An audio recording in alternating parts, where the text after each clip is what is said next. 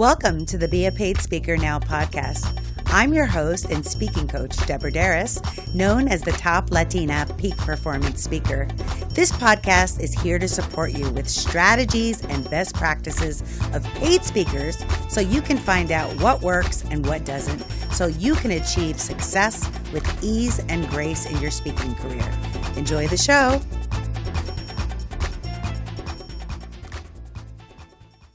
Welcome back to another great episode of the Be a Paid Speaker Now podcast. I'm Deborah Deras, your host, and we are going to have an amazing show today. But before we get started, I have some gifts for you because I know you've been listening to the show for a while and you are ready to be a paid speaker. So you could go to my website at deborahderas.com/speaknow and get a free webinar on 5 steps to be a paid speaker now. In addition to that, if you are wanting to get clarity on what it is that you are an expert in, what problem do you solve that people will pay for, you could go to deborahderas.com and click coaching to schedule a complimentary clarity session. And if you are an organization or an association or work for one and want to book a peak performance speaker, you can book me right from my new and fantastic website at deborahderas.com. And now, without any further ado, a guest that I am so excited to have here on our show, and it is Dr. Nikki Elliott. She is a clinical professor, author, and speaker in the area of holistic education, mindfulness, and mind-body well-being. She is the founder of the Inner Light Method, a mindfulness-based wellness program that supports socio-emotional and energetic well-being of empaths and those who absorb other people's physical, emotional, and energetic pains. That's all of us. Nikki is the author of I Feel Your Pain, a 7-step survival guide for empaths, intuitives, and highly successful people. Please help me welcome Dr. Nikki Elliott.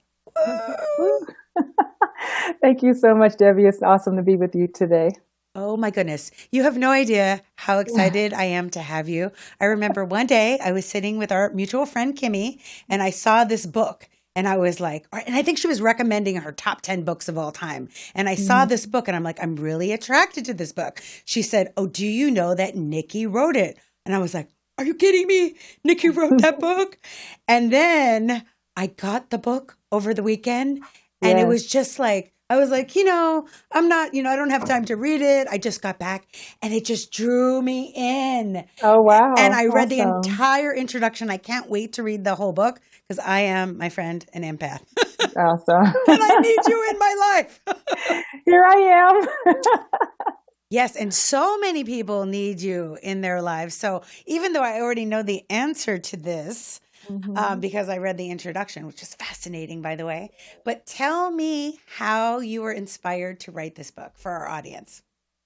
Thank you. So I was inspired to write this book due to my own mental, physical, spiritual health journey of recovering my sense of well-being after the unexpected stillbirth of my first baby. I experienced what I would call a life shock that kind of shattered my nervous system in a sense. And it wasn't something that I experienced before that episode or that experience, but after that point, within about a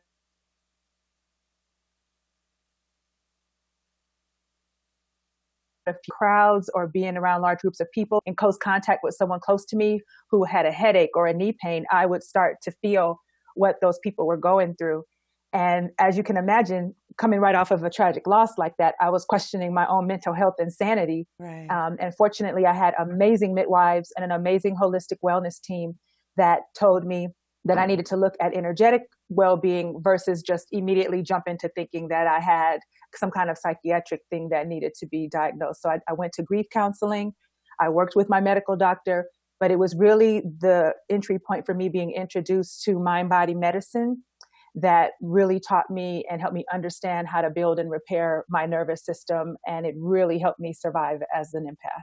And thank goodness you have that strong intuition that led you to those right healers. Because if you went strictly clinical, they could have put you on a path of, oh, you're just depressed and put you on medication, and you would have never got to the bottom of your actual healing.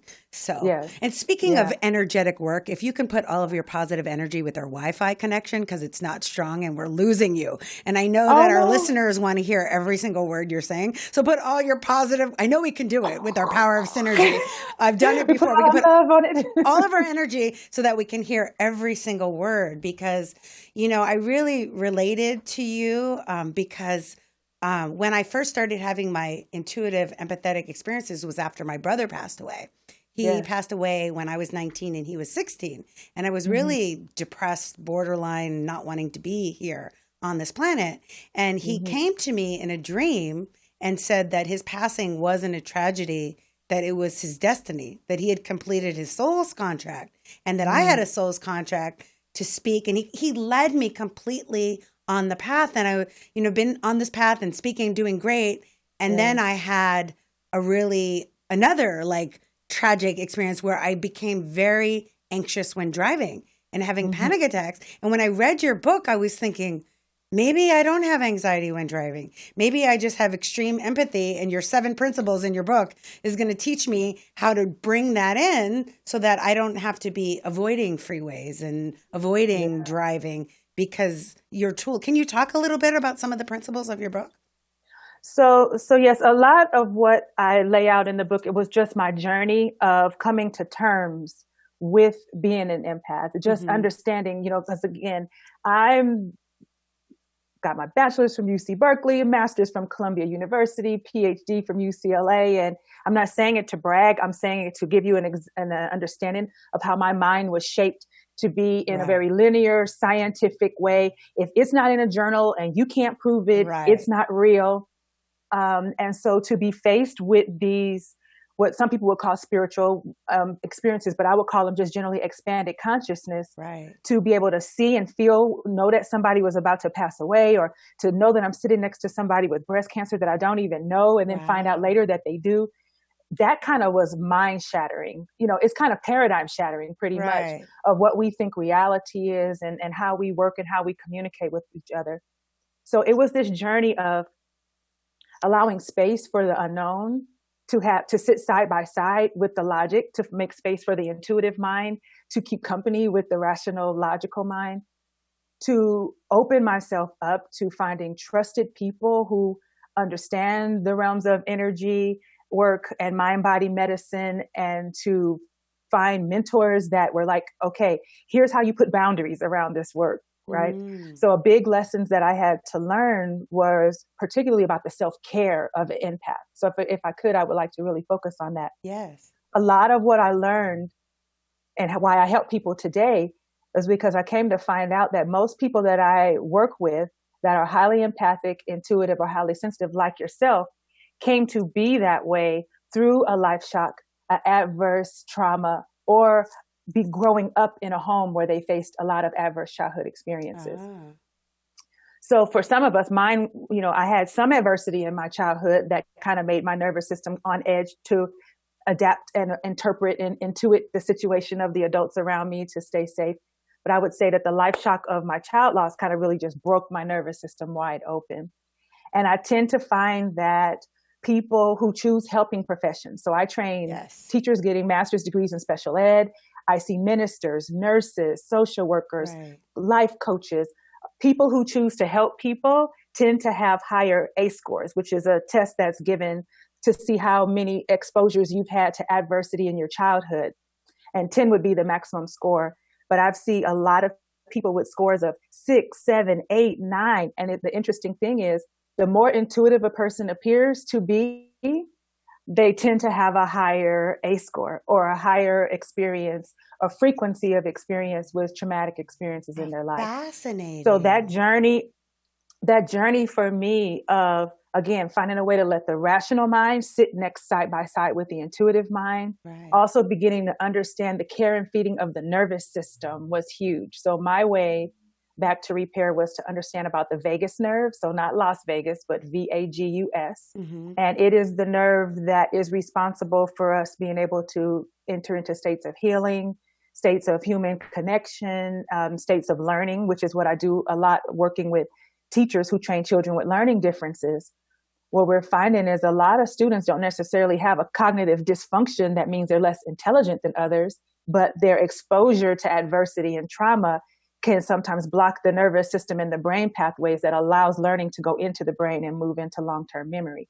So all of this information just started coming and gelling to me, that this care and feeding of the nervous system and the repair of a nervous system, particularly for those of us who have been exposed to adversity, is the critical factor for us being able to be well in our bodies and to be able to then go into healing spaces where we serve others as caregivers, life coaches, nurses, ministers, and educators, where we can sit with other people's pain without absorbing it. It's so fascinating. I love this, everything. And just, it makes so much sense. When I first started my career, my first 8 years professionally was as a rehabilitation counselor.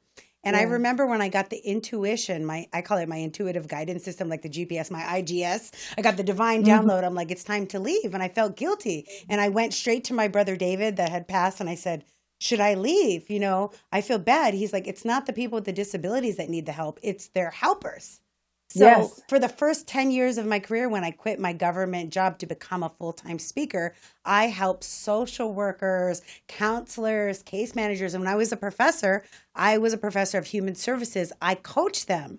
And I coached them that this is what my book is about, is that you could be successful without compromising your well-being. And coaching speakers, now I'm going to refer them to you. I don't know if you do private practice work, but I have a lot of empaths that I work with that are like doctors of epigenetics and just like therapists, that they're resistant to speak. And they're not resistant to speak because they're not great speakers. They don't have great information. I think it's because the emotional attachments to everyone in the room seems overwhelming to them. So they have one foot on the gas and one foot on the brake. Yes. And so that happened to me when I went through my journey of understanding how to build my nervous system back. I started studying Reiki, yoga, breath work, mindfulness, trauma repair. And as I did, more people, could you speak about that? Could you speak about that? And then in my spiritual community, they started inviting me in the pulpit to speak and share what I was learning. And just to your point, Debbie, I would speak to a group of 80 or 100 people. They would all feel very full of what I said, and I would leave there and feel so sick. I'd be nauseated and just depleted in the bed for the rest of the day. Right. And I got to get to a point where I'm like, oh, Spirit, this is a bad deal. Like, I can't be showing up to help other people if I'm depleted. But this nervous system work that I teach in the Inner Light Method, it has completely strengthened my radiance. And over time, I rebuilt my nervous system to now I can speak to audiences of 600 or 1,000. And I am as energized when I'm done as I was when I started. Oh my God. And where can people get this Inner Light Method? Is it an online training or is it a webinar or is it only in person? So it's primarily right now in person. It was a hybrid, but what we found was that when we have part of the group in person and part participating remotely, it kind of shifted the energy. So we're in the process of splitting it now. So beginning in 2020, we will have all remote online experiences for people who are all over the country. I have students from England. I have a current student in South Africa, but we're going to create cohorts of people that are all for a virtual program or all for in-person. But it's a semester-length course where we teach self-care for empaths and intuitives, what the body needs to eat. I've learned a lot through trial and error and also through conducting research about the types of nutrients that we tend to be deficient in as empaths, different types of food that help nourish the nervous system and the gut-brain axis to help us really be our best selves and to be able to use our intuitive faculties as a gift, as an asset that helps us express our genius in the world, rather than having those heightened sensitivities be kind of like the Achilles heel or the kryptonite that keeps us from really being our best selves in the world. I've seen so many amazingly talented empaths who have to quit their jobs. Yeah. Because they can't handle being in contact with people. They can't handle the sensory overwhelm of the world around them. And I really think that this work is a great first step for people to explore and to do it in conjunction with working with their licensed mental health professional. But the life tools that we train empaths in this work has been a 20-year journey for me. And I never came across these things. And so I'm grateful that other people who suffer from this don't have to be at it alone the way that I was for so many years. Exactly. And I love how you call it learning differences, because my brother that passed had, he was born not breathing, so he had epilepsy and a developmental disability. And then my other brother had a learning disability, but it was because his father was abusive. And as soon as his father that was abusive that left, he began talking. But now he has a baby with autism, with the learning differences. And so, the cycle goes on. But I love that you're talking about this because I've been following Dr. Judith Orloff. She's my neighbor in Marina Del Rey. Yeah. I'd see her at the nail salon and I'd be like, your energy vampire work has helped me so much. And Dr. Joe Dispenza, but there's no one specifically talking to the helpers that help other people so that we can be of service in an even bigger way. So how did you transition to be a speaker and to be out there? Those people that now know that you can be out there as an empath, you're the example of it. How did you do that? So for me, it wasn't an intention. I was really, as I told you, coming from my kind of structured academic background, I was happy to kind of be in the closet with my work. I just wanted to be well for myself. And at the time I was working at a charter school, helping a lot of highly sensitive children who couldn't manage being switched from class to class to class with different teachers. And so as I was studying energy modalities, a few of the parents were like, what are you doing with that? Could you try with my child? Nothing's working. So I started locking my classroom door after school and having one or two parents come in and bring their children. And many of them started responding, sleeping through the night, stopping headbanging, bedwetting, different things with the modality. Amazing. And it came to a point where some of the teachers and the parents, what did you do? I need to understand that. And so they kind of pushed me over time to develop the modality. And as I did that, well, could you speak to this group? It really started with fireside chats in people's homes, because as you can understand, the idea of energy work was strange. The idea of mindfulness meditation those years ago was strange. But if you can get people in a small group and let them share their concerns and what they've been through, and a parent who has found success with the work would host tea or wine and cheese and invite like 10 of their closest friends over to sit in the living room, light the fireplace, and I would just sit and we would talk about experiences. And that was my first entry into speaking. Cool. And I would just sell a 3-session package for the energy work at those fireside chats. And it was a very intimate way for me to get comfortable with speaking. And from there, could you speak to my group of psychologists? Could you speak to my group of social workers? Could you speak to this group of foster parents? And from there, it was just the invitation to grow. And one thing I'm kind of dinged a lot, because I'm not a type of person, I shouldn't say this, but I don't love social media. I know I could be so much bigger if I did. However, Spirit leads me always to the just right people who put me in front of audiences up to 1,000, just by invitation of how they see me transform the audience that they happen to be in. And so I've given my time. I don't give my time for free anymore, but I would give my time and speak for free to smaller groups who would invite me. If I speak for free, could you please videotape my talk so that I can use it for a speaker reel? And they were happy to do that. If I speak for free, would you write a letter of recommendation, or would you refer me to another group? And now, these 10 years later, I'm commanding a comfortable rate for a day of speaking, and now bringing the work as I build out the science of this at the University of Laverne in the Center for Neurodiversity, adding more of the neuroscience to what's happening to the nervous system and the brain. And now I have audience with more self-care work for teachers and principals and school counselors in a few different school districts. So it's been an amazing journey. I love it. And do you have a YouTube channel? I do not. I told you, I need to get on my social media game. It's okay, friend. I'm the social media goddess. I will help you, because this is going to be the first video on your YouTube channel, because I'm going to give you this video and you're going to have it, and I can help you set up your channel, because I truly believe my company is Synergy Unlimited. With the power of synergy, anything is possible. And you have such a talent. You have so many gifts, and I know I'm going to benefit from your work, and I'm going to help you get, like you said, the people that you need to meet. And I think so many people out there that know that they have an important message are hearing your story, and they're like, oh, I could do this, because you're doing it at your own pace. It doesn't have to be this fast and furious Lisa Nichols motivating the masses with 1 million people, and you're like, it could be a fireside chat where you gently and gradually grow. It can be an intimate session where you're just facilitating retreats. It doesn't have to be this blast of energy until you know how to, like you said, self-care and manage it. And I love what you said, and I think everyone should write this down. She said yes to free only if they would videotape, only if they would get the testimonial letter. Only if they would refer her to others, because people don't appreciate what they don't pay for. And I know that Exactly. you appreciate,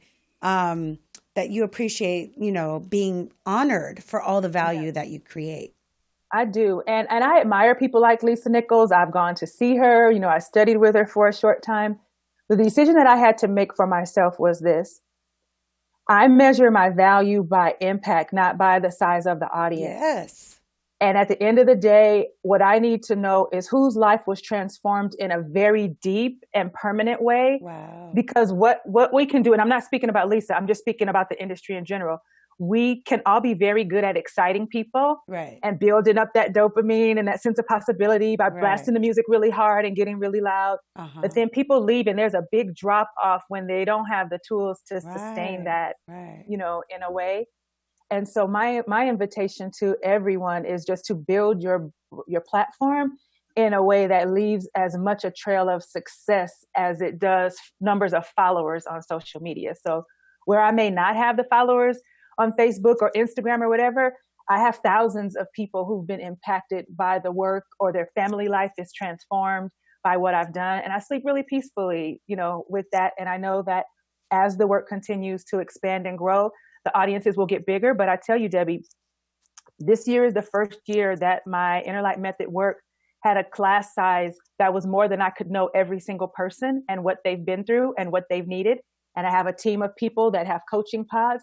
And it is a big adjustment for me to grow Right. to this next level of the work where I got to take that extra time. What is your name? Like, what do you mean? This is blowing my mind. I've never Right. not known the name of everyone that is being shepherded through my program. And so I had to just stop and go, I don't care if there's 30, 40, 50 people in this room. We can't move forward until I know everybody's name and everybody's story. So I know that's different for each person, but I would love to invite and encourage anyone who is a speaker, especially an empath, to really know where is your lane and where is your audience and where you can do the best good, um, with the deepest integrity, with the greatest sense of well-being for yourself and the people that you serve. I Not one love penny that. more, and not one penny less. Yeah. So it's not about quantity, it's about quality. I tell you, I can't go to those seminars where they blast the music loud. I'm too sensitive. It like just like Yeah. I went to this like multi-level marketing thing somebody dragged me to, and they had Tony Robbins, which I loved, but I couldn't take it. It was just for my Yeah. nervous system. Maybe I need more healing from you. It was just too Yeah. much of a shock. It was just horrible. I couldn't Yeah. handle it. Yeah. I really Yeah. need a lot of quiet downtime. And I recently just spoke in Italy at a retreat, and it was like, oh, I need more of this. This is the Uh-huh. kind of speaking I like to do, where it's just Yes. so calm and quiet. They're like, oh, by the way, a massage is included. I'm like, what? Yes. Woo! Yes. I just think it's important for every speaker to be authentic to who they are and not try to be a Lisa Nichols or a Tony Robbins Right. if that's not their constitution. And remember that there are many, many people waiting to be helped by you right at the level where you are right now. Yes.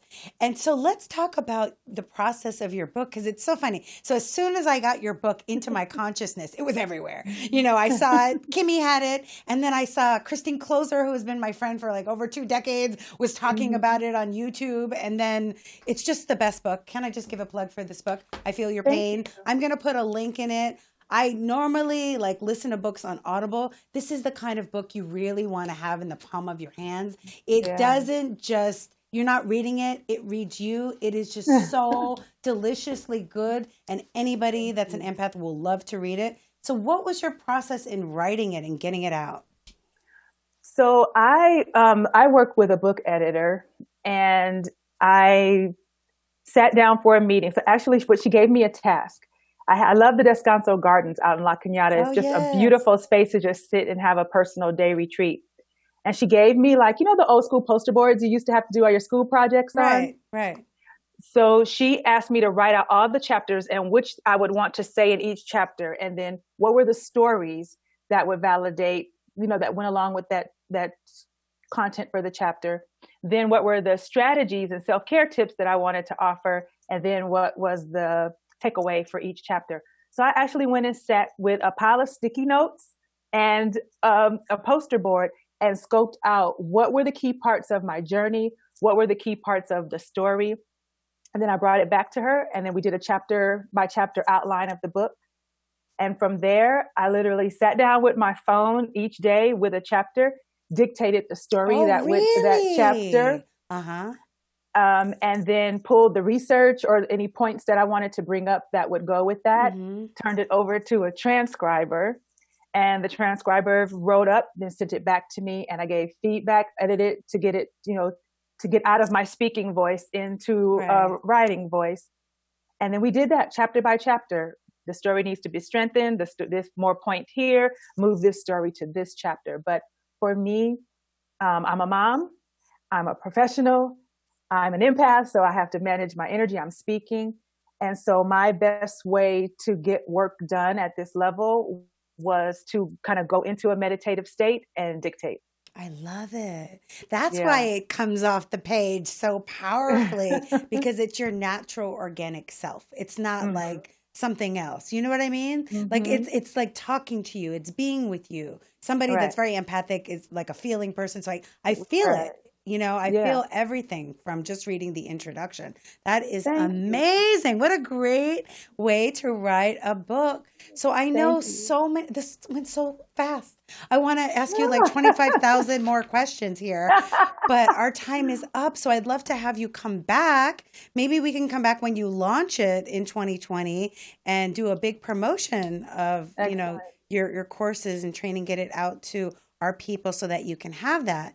So I'd love to, and I'm working on my next book. So I would love to talk about that. And then in the 2020, our program, the Vagus Nerve Reset, is coming out, which is a specific mindfulness practice for empaths to help strengthen that part of the nervous system that allows us to get out of the fight, flight, freeze, anxiety mode. So we're continuing to build the work and to see the current science that's coming out to support what we're seeing. I just really need empaths to understand you're not crazy, you're not alone. And that I work with lawyers, physicians, nurses, people from every profession and every walk of life, think they're alone in these experiences. And I just want to thank you, Debbie, for opening an audience for this so that we can understand how to care for ourselves, even if all the quote unquote hard science isn't there to say what we're experiencing is true. We're experiencing it. Our lived experience is subjective and it's valid. Yes. And there are tips and tools and strategies that can help us live a full life and be fully engaged and participate in life. And that's just my wish for everyone, especially powerful authors who have a message they want to get out into the world. I love it. I always say that you are the messenger for the message, and you're not crazy. You're aware. You're super aware of your surroundings. So thank you, Dr. Nikki, for telling us that we are not crazy. Thank you. And I know that so many people are going to want to get the book. I feel your pain. And then you'll definitely want to do the inner light work with her. I know I'm going to be signing up, and let me know how I can be an affiliate and get all of my people to sign up. And if you enjoyed the show, make sure that you stay connected. What's the best way they could stay connected with you? So the website is Innerlight, INNERLIGHT, innerlightmethod.com. And that is the best way. Also on Instagram, I love improving my connections on Instagram. And so that is I am_Dr. Nikki. And Nikki is NIKI. So it's I am_DRNIKI. So I'd love to see you on Instagram and continue to share the amazing work that we're doing to help highly sensitive people thrive in every area of life. Wonderful. Thank you so much. Really appreciate you being here. And I know that you guys got so much great information. So I hope you were taking notes. I also want to let you know that we have a Be a Paid Speaker Now podcast Facebook group. So if you're interested in recommending a speaker that could be a great guest, if you're interested in being a guest host yourself, you could definitely reach out to us there, but you just go to facebook.com/be a paid speaker now. And also follow me on Facebook. You can subscribe to my YouTube channel where we have all the behind the scenes video, which is Deborah Deras Live. And once again, if you wanted to download a free webinar with the 5 steps to be a paid speaker now, you can go to deborahderas.com/speak now. And remember, my friends, you are the messenger for that message. And with the power of synergy, anything is possible. Ciao. Thank you for tuning into the Be a Paid Speaker Now podcast. If you want to be a paid speaker right now, you can download the 5 steps to get started as a paid speaker right on my website. Just go to deborahderas.com/speak now. And remember, with the power of synergy, anything is possible.